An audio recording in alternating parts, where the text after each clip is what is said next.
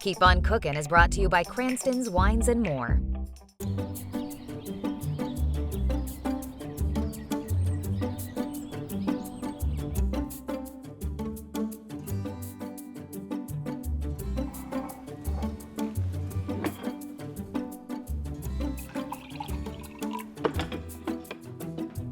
Hey Nick, what are you up to?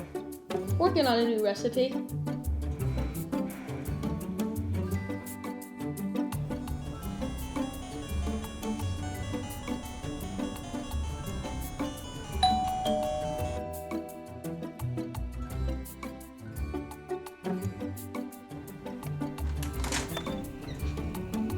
Hey Nick, wanna play with my rad new Game Boy?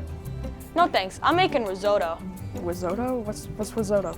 It's Italian rice. Anyways, I gotta get back to it. I'll see you later.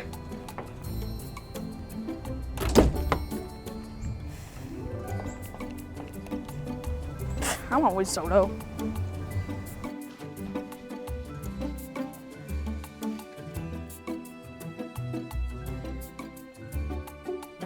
Oh, honey, you keep on cooking. Keep on cooking. Keep on cooking. Keep on cooking. Keep on cooking. Keep on cooking. Keep on cooking. Keep on cooking. Keep on cooking. Hey everyone, welcome to Keep On Cooking, and today we're making a dish I've been making ever since I was a kid, and that is lobster risotto. Risotto really is a dish that's best when it's simple, so we don't want to go too crazy today. But of course we're going to add a few things just to make it the way we do it here on Keep On Cooking. We're going to start by preheating the pan on medium heat. Going to go in with a little bit of extra virgin olive oil. So we're going to start off with some onions. Go on with a little bit of celery. And then some fresh chopped carrot. So we'll let this go for just about maybe a minute and a half. Okay, now that we've sweat those vegetables, we're gonna go in with what is the star of the show, and that is the rice, okay? We're using arborio rice. Arborio rice is a high starch rice, and we're gonna go in with about, let's say, a cup and a half. This high starch rice is very commonly used in risotto. It's a little wider than some grains of rice, and that high starch adds a nice creaminess to the risotto. And now, we're gonna go in with the risotto must-have, and that is stock. We're making a lobster risotto, so we're gonna use lobster stock.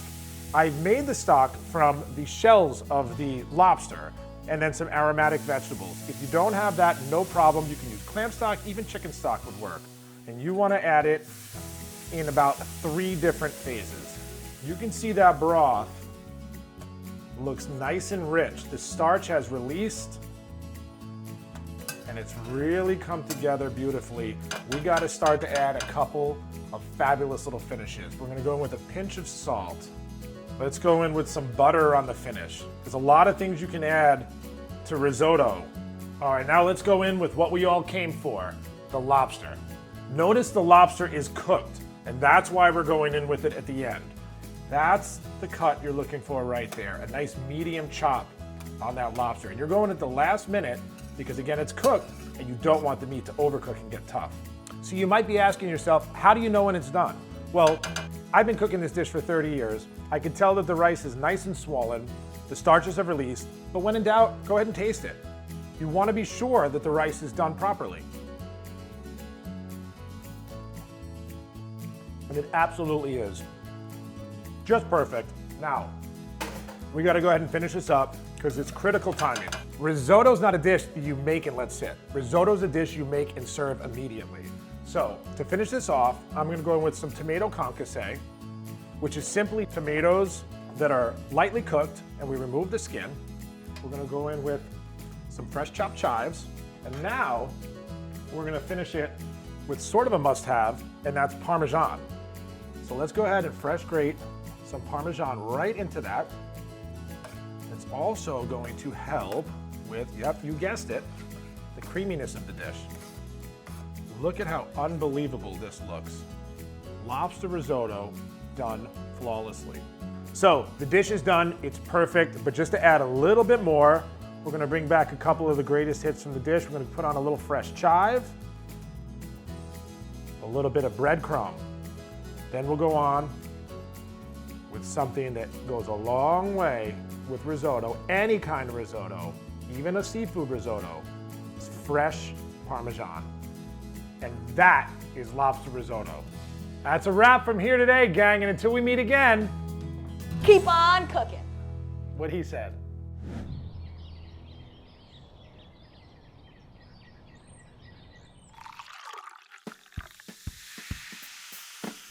Hi, I'm Jeremy Christie, wine consultant here at Wines More in Cranston, Rhode Island, and a certified sommelier.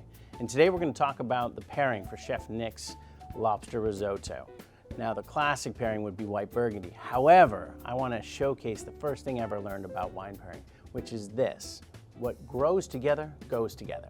So instead, we're going to move into the Valdobbiadene region of Prosecco, which is the DOCG. And today we're going to do this amazing Luca Grucci Prosecco to pair with Chef's lobster. So with this Prosecco, you get a sense of beautiful golden apple and pear on the nose. On the palate, it's fragrant, aromatic, and delicate with a crisp, dry finish that goes great with risotto. So cheers and salud. And we hope to see you soon at Wines More in Cranston.